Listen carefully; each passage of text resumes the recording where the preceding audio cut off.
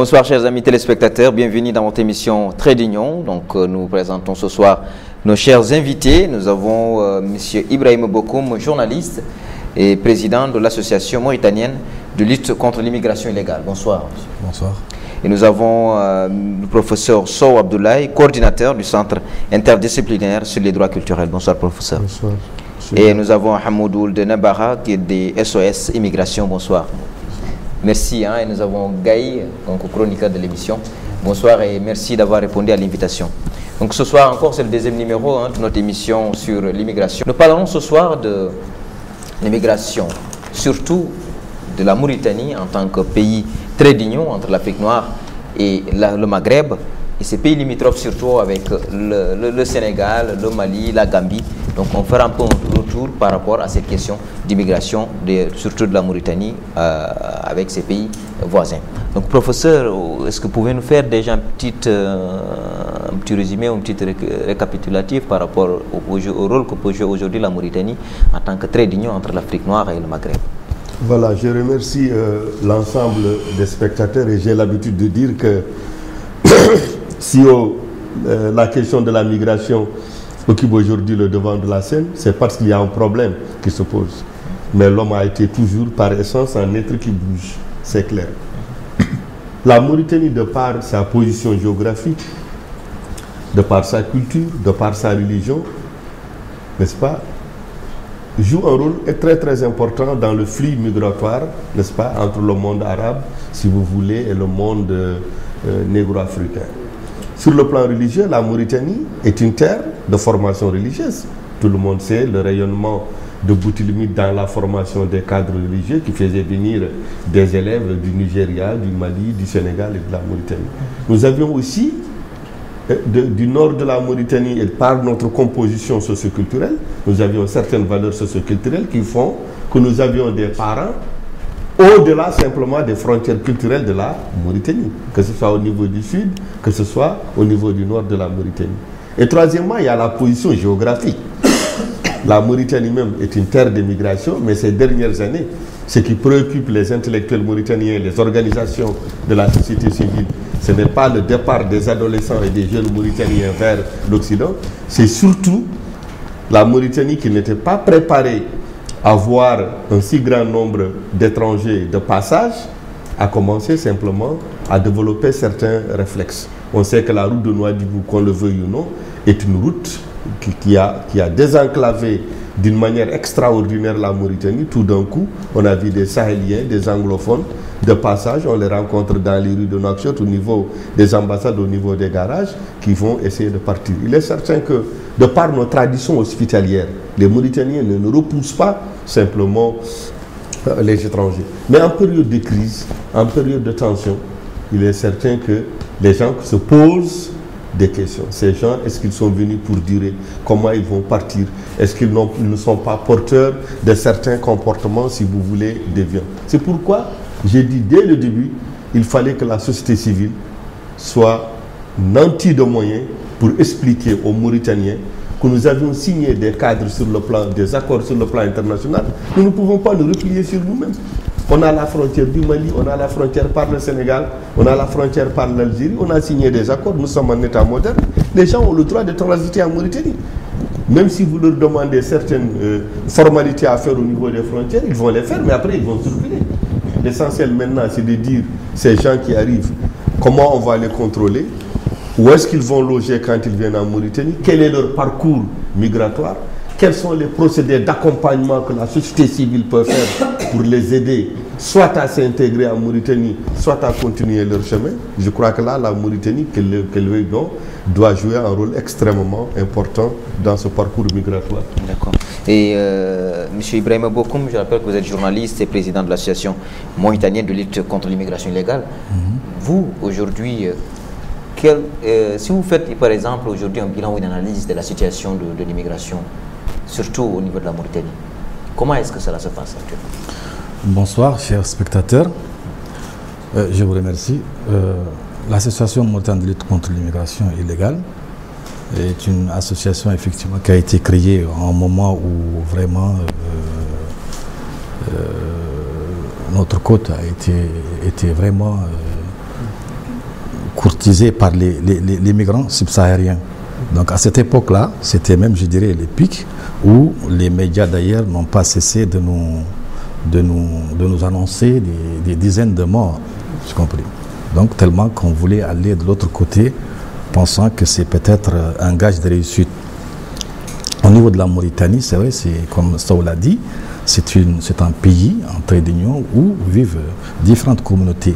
J'ai compris, il y a aussi d'autres. Bon, si on veut maintenant vivre en dehors de ces communautés, hein, ou bien en ignorant les accords qui ont déjà été signés, hein, cela effectivement posera problème pour les migrants. Donc je pense qu'il est, au niveau de l'association, nous œuvrons d'ailleurs pour interpeller les pouvoirs publics, hein, de prendre en considération ces migrants, hein, qui doivent avoir accès à l'éducation, à la santé, ce qui n'est pas généralement le cas, parce qu'il y a énormément de difficultés qui se posent, c'est compris. Hein, nous ne vivons pas isolés du monde, donc il faut qu'on essaye de faire avec, d'essayer un peu, de peut-être même si on renforce la sécurité ou bien les frontières, il n'en demeure pas moins vrai qu'il faut quand même donner un respect et une considération aux migrants qui ne cherchent qu'à vivre et aussi ils ont une valeur ajoutée parce qu'ils participent dans l'économie du pays. Donc je pense que l'association mauritanienne œuvre dans ce sens pour essayer un peu de venir en aide à ces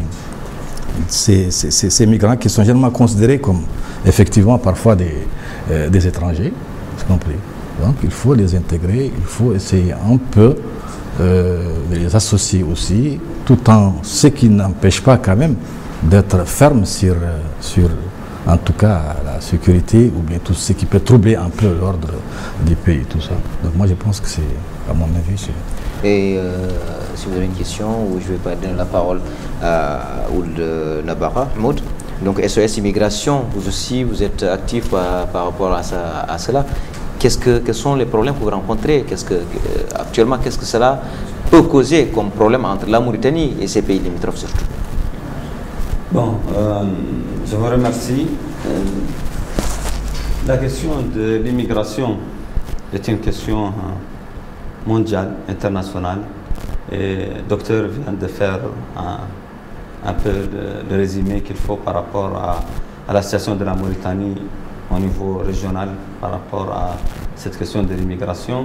Nous, au niveau de SOS Immigration, nous avons commencé notre travail comme une réponse à un appel pressant en 2006, quand il y a eu beaucoup de nos frères sénégalais qui sont tombés dans l'eau à côté de nos frontières marines et qui ont été transportés ici à l'hôpital Zaïd. C'est en ce moment que moi, personnellement, avec d'autres personnes qui sont dans l'ONG SOS Immigration, nous avons pris conscience de l'importance d'aider ces immigrés. Et de ne pas... La faute que font beaucoup de gens, c'est de considérer que l'immigré, par principe, est quelqu'un de mauvais, ou c'est quelqu'un qui va apporter des problèmes. Ce n'est pas ça. Il faut vous rappeler toujours, nous sommes dans un pays musulman, que les premiers musulmans qui étaient avec Rasulullah sallallahu alayhi wa sallam ont été des immigrés en Éthiopie. Accueillis par un chrétien. Accueillis par un chrétien. Il faut bien rappeler ça aux musulmans pour comprendre que ce n'est pas un crime d'être un immigré. Parce qu'un immigré, c'est quelqu'un qui a subi quelque chose de très grave, de très atroce, qui l'a fait quitter son lieu. Personne ne veut quitter son pays. Personne ne va aller loin de chez lui s'il arrive à vivre correctement, s'il arrive à faire respecter ses droits. Nous avons commencé par cette approche et nous avons essayé de faire comprendre au gouvernement mauritanien l'importance de mettre en place, au lieu de la stratégie qui a été mise en place depuis des années, qui était la lutte contre l'immigration clandestine, nous avons poussé vers un dosage des droits de l'homme dans cette stratégie. Et là je veux faire une reconnaissance pour ce qui a été fait par le ministre actuel de l'Intérieur, M. Mohamed El Bouelil, par son intelligence, par sa vision globale. il a pu intégrer cette vision dans une vision nationale. Au lieu de lutter contre l'immigration, faisons la gestion de l'immigration mixte. L'immigration, mais aussi l'asile. Et dans ce cadre, la Mauritanie a poussé vers une loi qui va sortir bientôt, qui sortira peut-être s'il y a une session extraordinaire, on me parle d'une session extraordinaire dans les jours qui viennent, je ne sais pas, docteur, si vous êtes au courant, avant les élections, cette loi pourrait passer. Cette loi sera le fruit du combat des défenseurs des droits de l'homme qui ont poussé le gouvernement à avoir cette vision. Au lieu de dire tout celui qui vient chez nous, de l'extérieur, ou bien il apporte avec lui le crime organisé, ou bien il apporte avec lui de la drogue, ou bien... Mais non, c'est pas tout le monde, même s'il y en a quelques-uns qui peuvent être comme cela. Mais la plus grande majorité de ces gens, ce sont des gens, ce sont des citoyens lambda du monde, et comme moi, comme vous, qui cherchent à vivre, qui cherchent à protéger leurs enfants, ils cherchaient tous à aller en Europe. Aujourd'hui, ils savent que l'Europe, ce n'est plus ce qu'ils pensaient. L'Europe, ce n'est pas le paradis, loin de là. Donc aujourd'hui, il y a certains qui cherchent à se stabiliser en Mauritanie, se stabiliser en Ouadhibou, en Nouakchott, chercher à travailler. Mais je rappelle aussi aux Mauritaniens, au lieu de regarder ces gens par une vision négative, rappelez-vous combien de milliers de Mauritaniens sont à Abidjan, sont à Dakar, sont au Congo, sont partout dans le monde. Et comment ils sont bien traités, même s'ils apportent des capitaux, mais ce sont des immigrés. Même si vous avez 100 millions de dollars, vous êtes dans un État étranger, vous êtes un étranger, vous êtes un immigré, mais vous avez des droits et votre pays doit vous respecter. L'autre pays qui vous reçoit doit vous respecter, mais ça on ne le fait pas seulement aux commerçants, on le fait aussi à l'électricien, au manœuvre, au mécanicien, celui qui a des enfants qui n'arrive pas à les scolariser parce qu'il est étranger. Mais on a dépassé cela. Les droits de l'homme sont pour toute l'humanité. Un enfant, qu'il soit du Sénégal, qu'il soit du Burkina Faso, qu'il soit du Mali, qu'il soit de l'Égypte, qu'il soit des États-Unis, en Mauritanie, a le droit de se scolariser. Et l'État mauritanien a le devoir d'aider ses parents à pouvoir les scolariser. Ça, ce n'est qu'un exemple. C'est la même chose pour la santé, c'est la même chose pour les problèmes de la régularisation des situations. On ne donne pas le droit à la nationalité aux étrangers, ça c'est clair. Même s'ils cherchent à l'avoir, ça ce n'est pas un droit. Mais plutôt, le fait qu'ils puissent rester ici, le fait qu'ils puissent vivre, respecter nos lois, vivre avec nous, je trouve que c'est un plus pour l'économie, mais pas seulement pour l'économie, mais pour tout ce que nous faisons en Mauritanie pour pousser vers un État moderne, un État démocratique qui respecte les droits de l'homme. Monsieur Gaye. Bonsoir.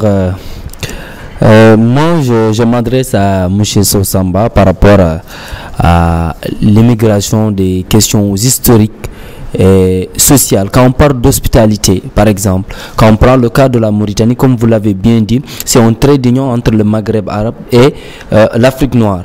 Mais nous confrontons à des problèmes où les immigrants qui résident en Mauritanie, ils ont beaucoup de problèmes. C'est le manque est-ce que c'est pas le manque de vision de l'État par rapport à ces migrants qui sont ici en Mauritanie, qui peinent à avoir leurs droits. Au-delà des droits de l'homme, comme M. Nabara a dit, on a vu avec les cartes de séjour où tu vois des Sénégalais, des Maliens, un peu partout qui restent ici pendant des jours sans même avoir leur carte de séjour. Au-delà de ça aussi, c'est peu de vin qu'on donne à ces agents qui sont là, qui essayent d'encaisser. Et aussi, on arrive à un moment où on dit que la carte de séjour, on doit le payer.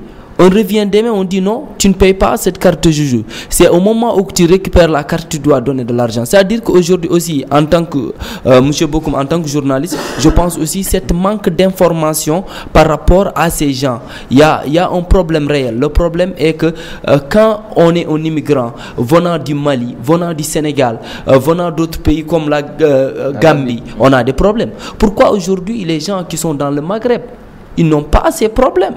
Donc, il y a quand même une discrimination qu'on voit aux yeux de tous, que les gens essayent d'appeler en nom par rapport à ça. Et aussi, l'héritage des frontières historiques par la colonisation aussi. Est-ce que ce n'est pas un frein qui empêche l'intégration? Voilà, moi je pense qu'il faut faire la différence par rapport à mes premiers propos entre les traditions hospitalières et la gestion de l'immigration en Mauritanie.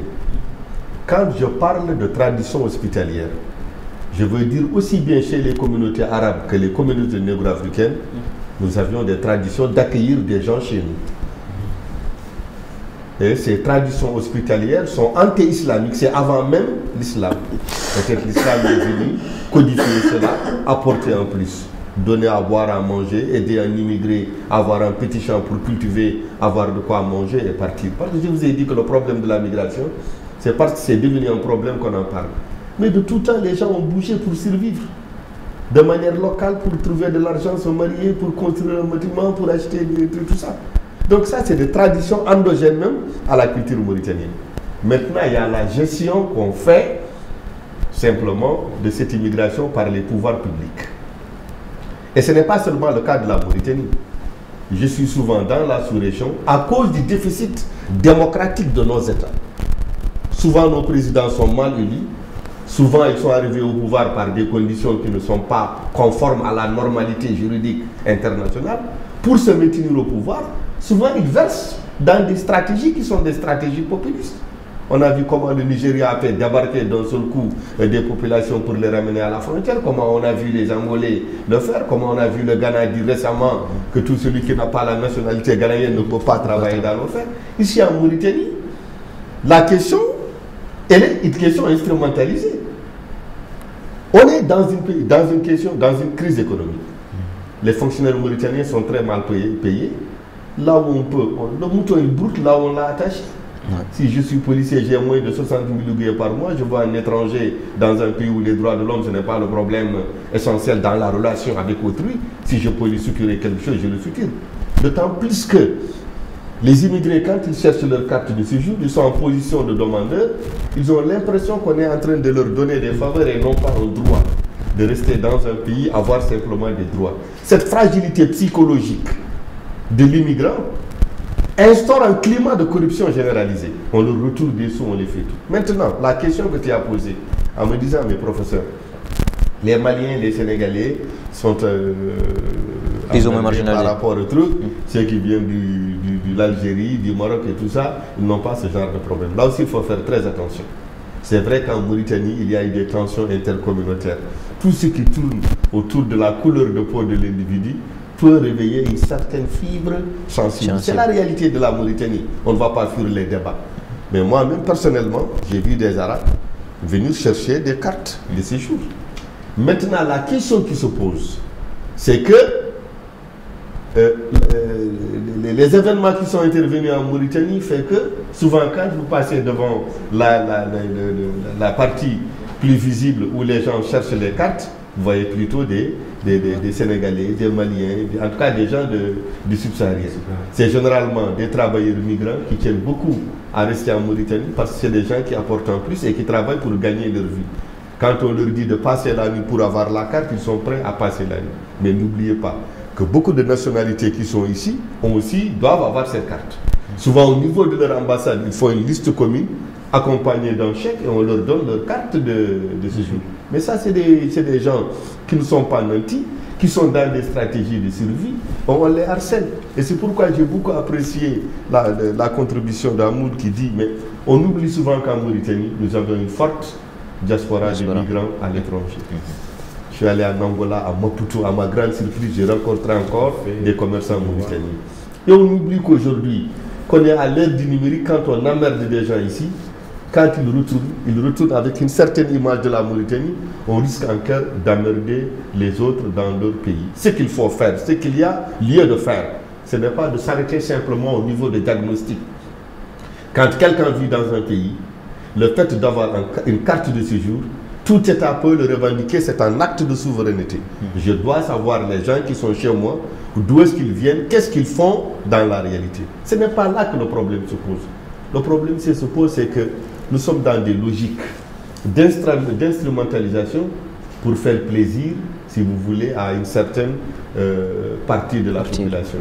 Un Sénégalais qui a une carte de permis, il paye la carte. on lui dit tu ne peux pas conduire si tu n'as pas le permis bleu. Bleu, vert, je ne sais pas quelle couleur. Après, on lui dira ce permis ne peut l'avoir que quelqu'un qui est déjà mauritanien. Bon. Et quand vous demandez pourquoi, on dit oui, il y a la crise, on fait la préférence nationale. Quand il y a la crise, il faut plutôt privilégier, si vous voulez, les nationaux. C'est un discours extrêmement dangereux. Parce que le jour où il y aura des secousses, les Sénégalais, les Maliens, tout ce qui sont ici sont tous des ouvriers. Ils vont rentrer pratiquement avec des balichons. Par contre, les Mauritaniens qui sont basés à l'étranger, tout le monde sait que parmi eux, il y a des gens extrêmement riches. Et je reviens à mon hypothèse de départ, quand un président est mal élu, quand il y a une mauvaise gouvernance dans un pays, quand il y a un déficit démocratique, beaucoup de nos chefs d'État instrumentalisent la peur de l'autre comme étant le comportement déviant, l'autre qui risque de perturber l'ordre social afin de l'instrumentaliser pour en faire une stratégie de maintien au pouvoir politique. C'est pourquoi nous disons en Mauritanie, si jamais on ne fait pas attention avec la politique qu'on est en train de mener actuellement par rapport aux migrants, les Mauritaniens, beaucoup d'entre eux n'ont pas fait les corps de métier. Les Mauritaniens, ils sont dans les bureaux, ils sont dans le commerce, ils sont dans certaines situations. Mais la formation professionnelle connaît un déficit extraordinaire. Je vais te dire par exemple, il y a des métiers où tu ne vas pas en Mauritanie. Mais ces gens-là, le boulot qu'ils font, s'ils partent, qui va faire le travail, si vous voulez, à leur place. Moi, ce n'est même pas au niveau des droits humains, c'est au niveau même de la logique économique. Aujourd'hui, si vous prenez les caloreurs, ceux qui font les tuiles, ceux qui font les décors des maisons et tout ça, soit ce sont des Arabes, soit ce sont des Sénégalais. Et d'ailleurs, l'un des ministres sénégalais de l'économie et des finances a une fois dit à la télé, ils vont aller au Mali, au Sénégal, en Mauritanie, pour faire revenir la plupart des maîtres maçons qui sont dans ces pays. Parce qu'au Sénégal, eux-mêmes, ils commencent à connaître un déficit simplement sur ce domaine. Il y a aujourd'hui la question de la bonne gouvernance qui se pose. Moi, en tant que Mauritanien, je circule souvent dans la sous-région.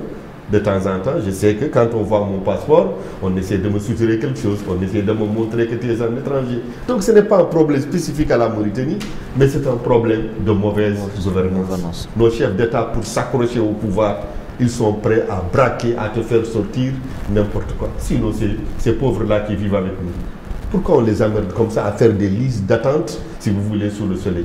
Il suffit d'aller à l'ambassade, de leur faire enregistrer. Ils déposent leur caution dans la plus grande dignité, dans la plus grande discrétion. Ils viennent retirer simplement leur carte sans faire tout ce tapage. Donc derrière tout ce désordre, moi je considère que c'est parce qu'il y a un déficit démocratique. Et qu'on évite de braquer les Mauritaniens selon la couleur de la peau. En disant oui, si le Marocain n'a pas de problème, c'est parce qu'il est arabe, ce sont les Arabes au pouvoir, c'est très simple. Comme raisonnement, c'est extrêmement dangereux. Mais quand vous faites des analyses comme ça, il faut montrer même à l'origine comment le pouvoir public, n'est-ce pas, interprète et gère simplement ce dossier. Parce qu'il vient de rappeler tout de suite que si on arrive à articuler la question de la migration et des droits de l'homme, plus la question de l'intégration, dire que ce monsieur qui est venu ici, il n'a jamais quitté chez lui de son propre gré. Il est venu pour travailler, il est venu pour apporter un plus. Si vous prenez le week-end, si vous avez un chauffeur mauritanien, le week-end il ne travaille pas. En cas de décès, il ne travaille pas. Quand il y a la fête, il ne travaille pas. Mais regardez seulement les week-ends, quand vous prenez un taxi, c'est tout le temps un étranger. C'est un Sénégalais, un Tchadien. Il faut savoir que ces gens servent à quelque chose dans ce pays. Il faut un minimum de considération. Et les premières années où j'ai commencé à travailler avec beaucoup m'a attiré mon attention, quelque chose d'extraordinaire. Il me dit, professeur, il ne s'agit pas simplement de faire la recherche, il faut avoir un contact physique avec ces gens-là. Et il a organisé une réunion, c'était pour ma première fois, de voir vraiment les gens me parler de leur souffrance. Pas souffrance physique, mais leur souffrance morale. D'avoir eu des problèmes en Mauritanie, d'avoir mobilisé l'épargne familiale et finalement d'être partis dans un voyage. On les a ramenés de l'Espagne et de l'Italie. Vous avez des gens qui sont là, désœuvrés, qui ont plutôt besoin d'un soutien psychologique plutôt que d'être enfermés dans des tracasseries d'ordre juridique. La migration est une chance quand elle est bien organisée. La migration est une chance quand elle est bien gérée. Parce qu'aujourd'hui, si vous allez au Sénégal, pays que je connais très bien, vous avez des médecins sénégalais à 100%. Oui. Mais quand vous leur demandez, il te dira Abdoulaye Dacosta, c'est-à-dire originaire du Cap-Vert. Mais au niveau du Sénégal, ils se sont tellement intégrés que cela ne pose plus aucun problème. On a d'ailleurs vu un ministre, Cela il est quoi? C'est-à-dire que, Ali Haïdara, que les Mauritaniens Ali Haïdara, qui est d'origine que les migrants libanaise. qui viennent en Mauritanie, si l'un des mécaniciens, prenons un Sénégalais qui vient en Mauritanie qui est mécanicien, il est obligé de former des apprentis mécaniciens mauritaniens. Ça apporte la connaissance, il y a une transmission de la connaissance. Donc moi je pense que vous en tant que journaliste et beaucoup en tant que société civile, il faut attirer l'attention de l'État sur le fait que la migration est une chance. Si les gens, on leur laisse faire, ils viennent avec leur culture, ils viennent avec leur savoir-faire. Je vous donne un exemple concret. Durant le Ramadan, moi, comme tout père mauritanien, on achète à boire, à manger. Je vois les enfants manger des galettes. Je dis, mais où est-ce que vous avez acheté les galettes? Il dit, ça s'appelle le foutou. J'ai dit, le foutou, c'est quoi? On m'a dit, c'est une femme malienne qui est dans le Médina qui fait ça. Un jour, j'ai dit à mon fils, on va aller ensemble, je vais voir. Mais quand je suis venu à 5 h, on faisait le rang jusqu'à 7 h pour avoir cela.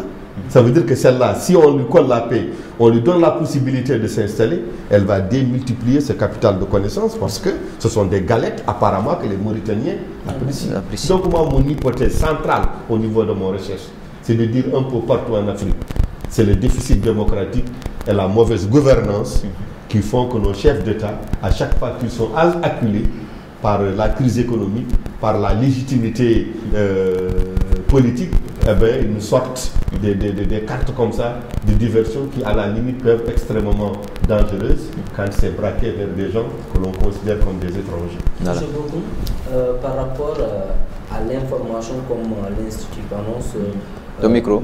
Mieux informé. Si on voit jusqu'à présent que ces problèmes persistent encore en Mauritanie, il y a cette manque d'information. Aujourd'hui, est-ce que les journalistes qui sont spécialistes dans ce domaine, est-ce que l'information vraie avec les gens concernés, quels sont les canaux que les journalistes doivent prendre pour essayer de véhiculer cette information qui permet de comprendre le sens même de l'immigrant? Je pense que c'est un problème qui se pose en Mauritanie aussi.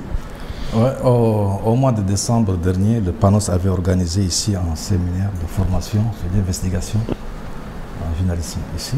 C'était pour un peu former certains journalistes dans la technique de recherche, d'investigation.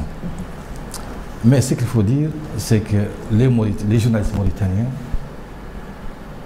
ne sont pas formés sur cette question et ils sont toujours habitués à la couverture officielle d'un événement, surtout ils se limitent tout simplement à reprendre les textes. Donc on a toujours demandé des formations pour les journalistes pour d'abord comprendre le phénomène et savoir comment le traiter. Oui. Donc, nous, au niveau de la société civile, on fait, d'ailleurs, on a fait ici des séminaires de sensibilisation, des conférences, mais ce qu'il faut retenir, c'est que même si les journalistes écrivent, s'il n'y a pas une volonté des pouvoirs publics, de l'État, ça ne sert absolument à rien. Moi, je suis écœuré quand je vais aller au Sénégal, je suis victime de beaucoup de tracasseries. Et le Sénégalais, c'est la même chose. Autant de papiers, autant de 50 euros. Le policier, quand il vient de là-bas, il te demande 1000 francs ou 2000 francs pour la carte d'identité. Énormément de tracasseries. Ce qui ne devait pas exister entre quand même des pays quand même qui partagent, qui ont presque la même histoire, qui partagent. Bon, tu sais, bon, il n'y a pas un Mauritanien qui n'a pas des parents au Sénégal, mais vice-versa, y compris les religieux. Bon, tu vois. Donc, je pense que au niveau de ces pays, ça c'est une situation qu'on vit dans tous les pays de la sous-région. Hein. C'est pas seulement en Mauritanie, ça c'est partout. Donc, comme ça vient de le dire tout de suite, quand il y a un déficit démocratique, et quand il y a une carte à jouer, je pense que ça plaît aux États de se comporter ainsi. C'est compris. Mais il est aujourd'hui, quand on parle aujourd'hui, moi quand on parle de trait d'union, je pense que ça c'est historique, moi. Parce qu'aujourd'hui il n'y a plus d'union entre le Maghreb et les pays. ce qu'il faut maintenant. Et d'ailleurs, la Mauritanie a élaboré une stratégie en 2010, une stratégie louable qui est en cours d'exécution en ce moment et qui apportera certainement des réponses aux différents défis posés aux autorités. Donc elle prend tous ces aspects de réfugiés, d'intégration, d'éducation. Donc cette stratégie doit effectivement commencer incessamment, peut-être la semaine prochaine. Donc je pense que... Et c'est celle de la Mauritanie d'ailleurs qui a adopté cette stratégie, parce que les autres pays, jusqu'à présent, ils sont un peu timides sur cette question, ils n'en parlent pas du tout. Donc pour les journalistes quand même, je pense qu'il manque beaucoup de formation. Il est important de les former d'abord, parce que les journalistes ne connaissent même pas. Prenez un journaliste, bon, ces questions en migration sont très limitées, parce qu'il ne connaît pas tellement le phénomène. Donc, moi, j'ai été pendant 72 heures avec un institut à Dakar. Ils ont fait une formation là, au centre africain, là, une formation d'une semaine, je pense. Là. Mais il n'y a pas eu de suivi. Depuis lors, il n'y a plus de suivi. C'est pour dire, je reviens juste à mon confrère, que l'information ne circule pas. Parce que moi, c'est après que j'ai su qu'il y avait une formation d'investigateur pour les journalistes dans ce domaine-là. Moi, je vais poser quand même une question à M. Ahmed Ould Nabara. Vous, en tant qu'acteur de droits de l'homme surtout, on a vu que depuis un moment, les étrangers, par exemple, ne peuvent pas faire le taxi en Mauritanie parce que ce problème de permis bleu qui se pose. Et selon vous, est-ce qu'au niveau des droits de l'homme, et avec le gouvernement mauritanien actuellement, pourquoi est-ce qu'il y a eu cette discrimination? Est-ce que ce n'est pas parce que tout simplement, c'est ne pas aussi reconnaître ces droits humains, à savoir que c'est des personnes, comme vous l'avez dit, qui ont des droits, qui peuvent travailler, apporter, comment je peux dire, je cherche le mot, un plus à un pays que le nôtre, parce que nous accueillons quand même, il faut dire, des étrangers, et nous voyageons aussi beaucoup. Donc par rapport à ce problème qui s'est posé, qu'est-ce que actuellement les acteurs de droits de l'homme se sont prononcés par rapport à ça? Bon, je vous remercie, mais avant de répondre à votre question, je préfère un peu rebondir un peu par rapport à ce qu'a dit Dr Sow. Moi, la question de l'immigration, je n'aime pas beaucoup la politiser. Je préfère plutôt la mettre dans un cadre de droits de l'homme, parce que c'est pas seulement un déficit démocratique chez nous qui pose ce problème. Quelque part, la Mauritanie est victime. La Mauritanie est victime de sa position géographique pour avoir tous les jours 3000 étrangers qui passent par Rosso, par Païdi, par Seribabi, par Nema, par Nouadhibou, par Zouarad, qui arrivent en Mauritanie. Donc ce n'est pas une question... ce qui a été fait, quand on regarde l'historique de la question de l'immigration en Mauritanie, nous sommes en train, comme vient d'expliquer M. Bokoum, de faire des pas très importants dans la protection des droits des immigrés en Mauritanie. Et Bokoum parle que la Mauritanie est le pays le plus avancé dans la sous-région dans ce domaine, et c'est un spécialiste de la question. Ça veut dire que nous venons d'une situation très grave. Nous avions une prison à Nouadhibou, dans laquelle on accueillait des immigrés qui venaient de l'Espagne. Pendant des années, nous nous sommes battus contre ça, avec des ONG internationales comme Amnesty International, comme le FONAD, comme toutes les ONG de droits de l'homme de Mauritanie, pour fermer ce centre. Et il a été fermé. Ça veut dire que nous avançons, nous faisons des pas de géants dans un domaine. Il ne faut pas le regarder, par exemple, si M. Gueye pose la question que vous voyez beaucoup de Sénégalais demander leur carte, ce n'est pas la même chose pour des Marocains. Mais il n'y a pas photo dans cela. Si vous avez 600 000 Sénégalais à Nouakchott et vous avez 5 000 Marocains, ça ne peut jamais être la même chose. Si vous leur dites venez prendre du pain, il y aura 4 000 Sénégalais qui vont prendre du pain, il y aura 100 Marocains. C'est la réalité. La Mauritanie est beaucoup plus proche du Sénégal que tous les autres pays. Tout à fait. Et ça, c'est la réalité. Moi, j'ai fait mes études au Sénégal. Qui n'a pas fait ses études ou qui n'a pas fait sa boutique au Sénégal? Mais là, il faut voir les choses dans leur mesure réelle. Parce que nous avons attaqué le gouvernement mauritanien pendant longtemps sur le dossier de l'immigration. Mais quand il a commencé à faire des efforts, si on ne les reconnaît pas, ça veut dire quoi? Ça veut dire que le décideur politique, lui, il est souverain. Mais quand des ONG viennent le tracasser tous les jours pour des lois, pour des ratifications des conventions internationales, tout ça, et il le fait. Et quand il les met en application, on vient lui dire, oui, vous n'avez rien foutu aussi dans ce dossier. Ça n'amène nulle part. Il faut regarder les choses dans leur fond. La Mauritanie est victime de l'immigration.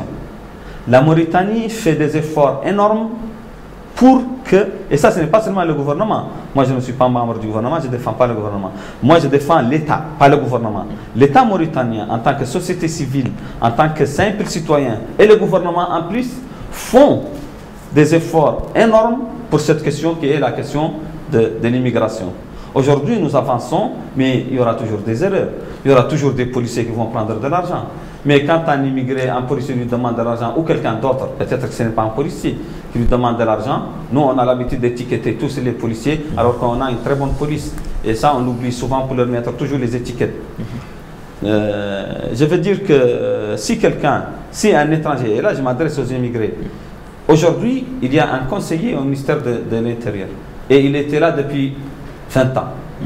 Il est en contact avec tous les groupes organisés des immigrés. Ce que vous ne savez pas, c'est que tous les immigrés des États à Nouakchott sont organisés dans des fédérations, dans des organisations, et ils sont en relation avec le ministère de l'Intérieur. Et les ONG les encouragent à faire cela pour qu'ils soient soudés et que leur voix soit entendue au niveau des autorités. Je demande à tous les immigrés de ne pas accepter de donner de l'argent s'il n'y a pas un reçu du trésor public. Parce que si on vous dit vous devez avoir une carte de séjour, ça ne peut jamais être discriminatoire. Ça veut dire que la France fait une discrimination contre les Mauritaniens. Quand on nous demande de faire une carte, si vous résidez au Sénégal, on vous demande de faire une carte si vous êtes étudiant. Si vous restez plus d'un mois, si vous faites plus de 8 jours avec votre voiture, même si vous êtes Mauritanien et on vous aime beaucoup, il faut que vous refaites la même chose à la douane, sinon vous amenez une carte de séjour. Donc, ne croyez pas que c'est une question de discrimination. Loin de là. Nous, notre diversité en Mauritanie, c'est notre force. Et on ne doit pas voir, parce qu'ici il y a beaucoup de blancs, ici il y a un peu de noirs, ici il y a beaucoup de noirs, ici il y a un peu de noirs, ça importe peu. Moi, si je suis dans une ville où il n'y a que des noirs, je suis très content. Si je suis dans une ville où il n'y a que des blancs, je suis content. Ils ne sont pas très blancs aussi, nos blancs, parce qu'ils sont tellement mélangés avec les autres qu'on a presque les mêmes origines. Nous devons comprendre que dans cette gestion de l'immigration, il ne faut pas mettre la politique, et il ne faut pas mettre la discrimination, mais il faut mettre la loi, l'application de la loi. C'est ça qui protège les immigrés. Mais sans la volonté politique, est-ce qu'on peut appliquer la loi? Il faut avoir cette loi. Cette loi, on est en train de l'avoir. Et elle n'existait pas, comme disait le docteur. C'est vrai que dans les autres pays, cette loi n'existe pas. Parce qu'en Afrique, l'immigré chez nous n'a pas de loi, n'a pas de droit. Nous, en Mauritanie, dans quelques semaines ou dans quelques mois, après les élections, peut-être avant ou après les élections, nous aurons une loi qui va protéger les immigrés, mais qui va aussi leur donner le droit d'avoir l'asile politique, ce qui n'existait pas. Mais nous sommes des États qui sont jeunes. 50 ans en Mauritanie, 60 ans au Sénégal, ça c'est des États jeunes. Même si on doit avancer sûrement, prudemment, mais on doit faire de telle sorte que ça soit basé sur la loi. Et c'est ça que nous oublions, nous sommes des nomades. On fait aujourd'hui quelque chose dans cette zone, mais on ne fait pas les choses de façon définitive parce qu'on pense à aller ailleurs. Aujourd'hui c'est fini, on ne peut plus aller ailleurs. On est là, on ne bougera plus d'ici. Ce que nous faisons doit être basé sur le respect des lois. Quelle que soit votre richesse, quelle que soit votre origine, vous allez subir la loi et cette loi va protéger vos droits. C'est ça l'État moderne. Monsieur Sow, vous avez quelque chose à ajouter par rapport à ça? Je voulais simplement dire que peut-être il y a eu un malentendu entre nous. Je n'ai pas politisé cette question. J'ai utilisé deux concepts clés. J'ai parlé de déficit démocratique et de bonne gouvernance. Et j'ai dit que ce n'est pas un problème spécifique à la Mauritanie, c'est un problème qu'on retrouve dans toute la sous-région. Plus un État est un État de droit, comme toi tu tires le problème sur la question du droit et de la loi, je suis d'accord avec toi. Plus un État est un État de droit, plus on respecte les droits de l'homme, de tous les citoyens et de tous les étrangers. Moi, je n'ai pas parlé d'un parti politique ou d'un président africain. Je fais de la recherche, je circule dans la sous-région et j'ai remarqué que cette question de la migration, de temps en temps, elle est instrumentalisée, n'est-ce pas, par les dirigeants.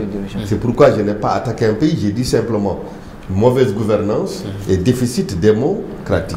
Il est certain que j'ai remercié, j'ai félicité les ONG parce que j'ai aussi animé des séries de formations pour beaucoup et son organisation pour attirer leur attention sur le fait que la question et la gestion de l'immigration, chacun ne peut apporter sa contribution que par rapport à sa formation. Moi, je peux animer une formation pour montrer comment ils viennent, quel est leur parcours, quels sont les réseaux suivis, où est-ce qu'ils vont aller, qui épargnent l'argent. Ça, c'est le travail des chercheurs. Mais quand ils passent en Mauritanie, comment ils sont traités, quand ils sont en transit ou quand ils doivent rester en Mauritanie, ça devient le travail, si vous voulez, de la société civile. Et je terminerai simplement en disant, quelles que soient les lois qui ont été votées, vous savez, en Afrique, on a quand même ce problème. Je le dénonce souvent en disant que les États africains ratifient tout ce qui bouge. Toute convention qui est, on ratifie, on met simplement dans le tiroir. Je suis d'accord que vous, les ONG, vous avez besoin d'une loi pour asseoir votre combat, pour vraiment mener des campagnes et vraiment fatiguer les pouvoirs publics. Vous êtes dans votre rôle. Mais beaucoup, je vous dis, il faut qu'on enlève de notre esprit de penser que dès qu'une loi est votée, le problème il est réglé à 100%. La loi est un cadre, est un instrument de lutte pour les organisations de la société civile. Et j'ai dit d'ailleurs à Gaï, qui est mon étudiant, que le problème, moi, je ne le pose pas en termes de noir ou de blanc, parce que je vous ai dit moi-même, et je suis allé vérifier, parce que mon bureau se trouve au niveau non loin du commissariat du 4e, j'ai vu qu'il y avait des Arabes et tout ça qui venaient s'inscrire. Le problème, moi, là où je situe le véritable enjeu, c'est de dire que la diversité culturelle, la migration, c'est une chance quand on sait simplement gérer ce problème sans rancune, sans gêne. Parce que moi, personnellement, quand je réfléchis sur ces questions, je ne pose pas sur le migrant un regard hostile. Ce que je cherche à savoir, c'est qu'est-ce qu'il cherche ici, qu'est-ce qu'il fait ici. Tout récemment, je revenais de Kaïdi et j'ai passé à Boutilimi.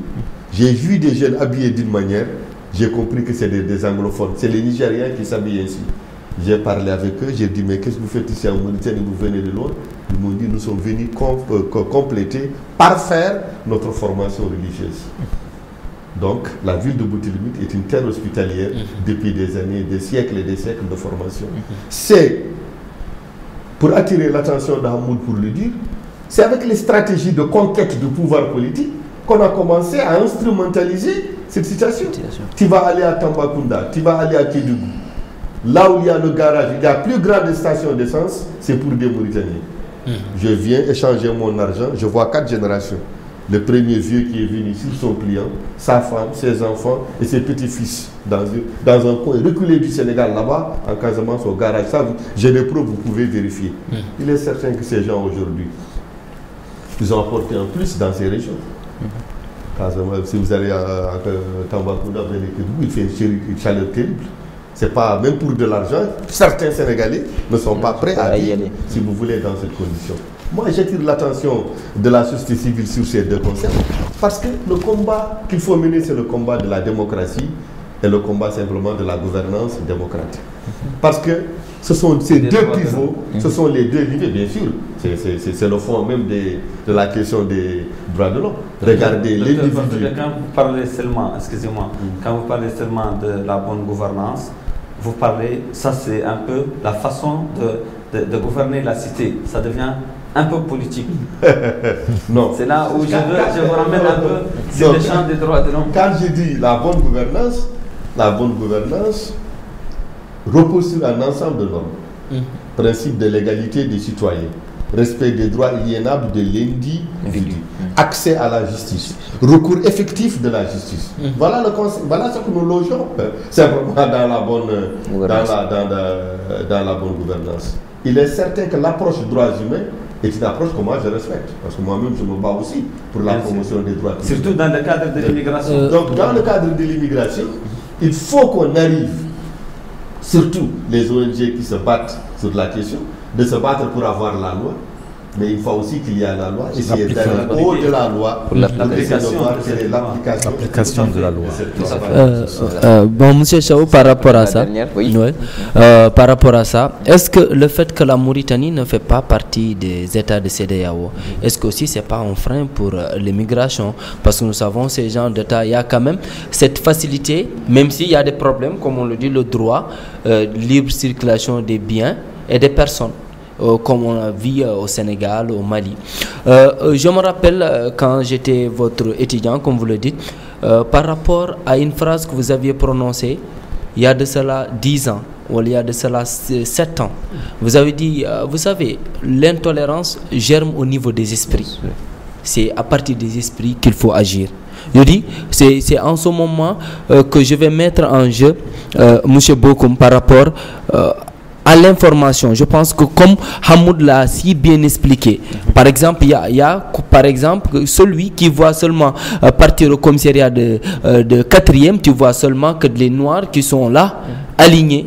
C'est cet état de fait que tu dois véhiculer. Mais aujourd'hui, Hamoud, qui n'est pas journaliste, qui nous met en lumière que, comme vous l'avez témoigné en disant, il y a des Arabes, il y a des Algériens qui sont venus demander leur carte de séjour. Comme vous l'avez dit, ces conventions que les gens ratifient, ces conventions que l'État ratifie, si ces conventions, il n'y a pas de mesures d'accompagnement par rapport à une loi qui est votée, et si cette loi est votée, il n'y a pas cette application, je pense qu'on revient toujours sur le point de départ. Et aujourd'hui, c'est malgré tous ces séminaires, malgré tous ces organismes sur l'organisation. Pourquoi aujourd'hui ils peinent à avoir une solution? C'est parce qu'ils le fond de problème soulever, les gens ne trouvent pas de solution. Hamoud a dit quelque chose d'extraordinaire. Il a dit si on respectait les droits de l'homme, peut-être qu'on allait trouver un début de solution.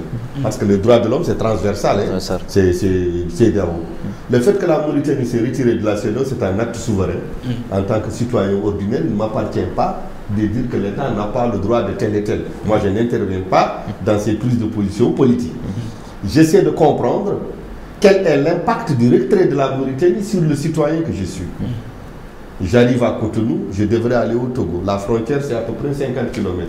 On me dit, toi, ton passeport, tu ne fais pas partie de la CEDEAO, il faut que tu payes 25 000 francs CFA. J'ai dit, moi, je ne vais pas payer 25 000 francs CFA parce que je vais faire une journée au Togo. Ils m'ont dit, si c'est ça, tu laisses ton passeport à l'entrée, tu vas avec ta carte d'identité et au retour, on te redonne ton truc. Il est certain que ça peut sembler un peu un acte discriminatoire découlant du fait que mon pays se soit retiré de la CEDEAO.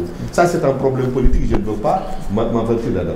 Mais comme a dit Hamoud, si la question des droits humains était respectée, le droit de bouger, le droit de la libre circulation. La libre circulation, c'est l'un des droits les plus élémentaires, si vous voulez, au niveau des individus. Le grand problème de la Mauritanie, c'est que l'information ne circule pas. J'ai déposé un dossier au niveau de l'Office international de la migration. Je leur ai dit, moi, mon équipe, mon centre, a déjà préparé des modules pour lutter contre la migration clandestine. Donnez une journée, un atelier, on ne vous demande rien que de payer les per diem des journalistes, louer une salle, le module il est là. J'ai des témoins.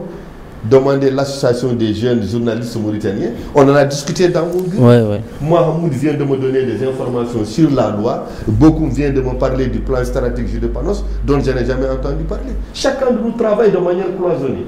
Moi, tout ce qui n'est pas recherche, parcours des migrants, quel risque ils passent, comment ils partent, le reste, je n'arrive pas à trouver, si vous voulez, une solution. Et je crois qu'aujourd'hui, la question qui se pose, parce que il faut qu'on se dise la vérité. Le drame de la Mauritanie, c'est que n'importe qui est spécialisé dans n'importe quoi. Moi, depuis ces 2 dernières années, quand beaucoup me demandent mes services, il fait que je fais de la réticence. Parce que j'ai participé à une formation où j'ai vu des gens me dire qu'ils se battent contre la migration clandestine. Ils apportent, mais des gens, vraiment, tu ne sais pas d'où ils sortent. C'est parce qu'il y avait simplement un fonds de l'Union européenne qui a apporté un appui aux migrants. Il faut qu'on se dise la vérité. Il faut qu'on reconnaisse quels sont les acteurs qui se battent réellement, vraiment sans appétit lié au bien-être, pour apporter, n'est-ce pas, un bien-être. Parce que plus les migrants sont traités dans la Mauritanie, plus nos ressortissants seront mieux traités à l'étranger. Il faut qu'on ait cela. Moi, j'ai un mot à dire. C'est ça. Excusez-moi par rapport à la question de MCP. Le retrait de la Mauritanie de la CEDEAO a été remplacé par des accords bilatéraux entre les États. Mais pourquoi ne pas revenir à la CEDEAO? Nous sommes des panafricains, on veut bien l'intégration africaine. Pourquoi ne pas revenir? Ça, c'est une question souveraine. Ceux qui nous entendent n'ont qu'à réfléchir à ce qui peut être fait dans ce domaine. Pourquoi ne pas revenir à la CEDEAO? Ça nous gâche quoi? Rien du tout.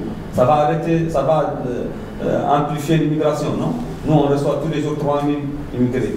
Qu'on soit à la CEDEAO ou qu'on soit dehors, ça ne changera pas grand-chose.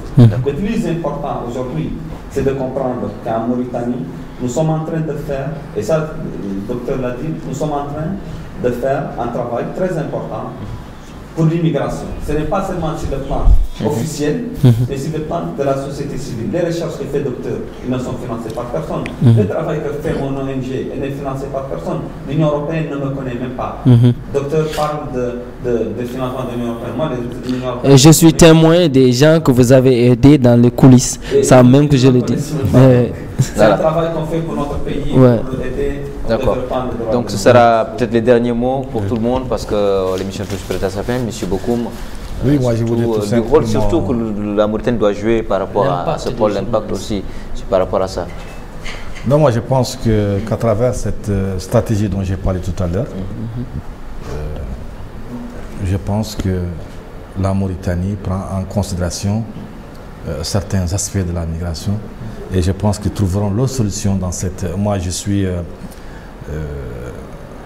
le représentant local du consortium ayant gagné le marché appui à la stratégie nationale pour la gestion des flux migratoires et je peux vous assurer que j'ai vu des thèmes et j'ai vu des aspects très importants que l'assistance technique est en train aujourd'hui d'étudier avec la société civile, avec la fédération des associations, avec l'État, avec la femme et tout cela. Et je pense que l'État a donné carte blanche pour que tout simplement, c'est un projet d'ailleurs de 8 millions, 3 milliards d'Ouguiya, 8 millions. Donc, et ces activités, vraiment, je pense, vont donner une solution importante à ces inquiétudes, surtout en matière d'intégration et surtout au respect des droits des migrants. Voilà, je pense que... Voilà, donc on va faire le tour, c'est juste les derniers mots, donc l'émission touche à sa fin. Donc, si vous avez... Non, moi, j'encourage et j'ai du respect pour les gens qui, comme Hamoud, comme Bokoum, vraiment, qui se battent pour aider les migrants. Ce n'est pas une question médiatisée. C'est-à-dire que quelqu'un qui veut devenir demain ministre, ce n'est pas dans ce combat qu'il va s'inscrire. On ne parlera pas de ça. Il faut que les gens soient sérieux dans ce pays. Moi, ça m'étonne quand je vois les questions sérieuses, on ne les débat pas en tout ça. Ce n'est pas médiatisé. En tout cas, quelqu'un qui cherche du succès, qui veut être célèbre, ce n'est pas en aidant les migrants ou en travaillant sur ces questions. C'est des questions que les gens ne débattent pas. 90% des journaux, quand vous prenez les journaux sur place, c'est la politique, c'est la nomination, c'est des ateliers. Ça va pas aller aux élections et tout ça. Alors que la société ne se ramène pas simplement à ces débats politiques. Donc il faut que les acteurs de la société civile aient quand même une certaine reconnaissance sociale. C'est le grand problème de la Mauritanie. Ces gens ne demandent pas des milliards, ils demandent simplement que des projecteurs soient faits sur eux pour que les gens comprennent qu'est-ce qu'ils sont en train de faire. Moi, je renouvelle les dispositions du Centre interdisciplinaire sur les droits culturels dont je suis coordinateur. À chaque fois que la société civile a tapé à ma porte pour un module de formation, si je ne suis pas en voyage, je le fais et je ne demande rien. Vous venez de faire un constat. Vous dites qu'il y a un vide, les journalistes ne connaissent pas la problématique des questions migratoires. En tout cas, il y a un module disponible. Fixons une journée, cherchons une salle, amenez-moi les journalistes dont vous avez confiance et qui pensent relayer et vulgariser l'information. Le centre le fera. La pays, en tout cas, je peux témoigner que toutes les activités qu'on a organisées, M. Sow, c'est toujours porté volontaire. Moi, j'aimerais dire que c'est le combat des droits de l'homme qui pousse le gouvernement à faire des choses importantes pour le pays. En début de cette année, nous avons eu la loi contre la torture. Ceci est une avancée très importante. Docteur, vous étiez avec nous dans un séminaire qu'on avait organisé avec APT Suisse et le système des Nations Unies contre la torture. Et depuis 2011, aujourd'hui, nous avons une loi. Celui qui fait la torture en Mauritanie aujourd'hui, il saura très bien qu'est-ce que c'est que la torture et il saura aussi quelles sont les sanctions très graves contre ce qui se fait. C'est la même chose pour l'immigration. Pour l'immigration, je remercie le gouvernement mauritanien pour ce qu'il a fait, pour cette loi. Je demande à ce qu'elle sorte très rapidement, surtout ce qui a été fait par le ministre de l'Intérieur mauritanien dans ces dernières années pour les immigrés. Je demande à ce que ça soit renforcé. Cette stratégie que vous parlez des chiffres, moi je ne connais pas ça, mais je sais que cette volonté politique a été poussée par la société civile. C'est pour cela que nous sommes reconnaissants quand nous travaillons avec un ministère et qu'on voit que son chef pousse les choses jusqu'à avoir des chiffres comme vous parlez pour aider les immigrés en Mauritanie. Je suis très content de cela et je demande à ce que la loi sorte le plus rapidement possible. Et l'application de cette loi, c'est à nous. On la fera appliquer par la force de la justice. Oui, par rapport à ça, comme ils l'ont bien dit, mieux informer sur l'immigration, comme l'Institut Panos. On remercie très sincèrement parce qu'on a eu la chance de bénéficier de cette formation de Dakar.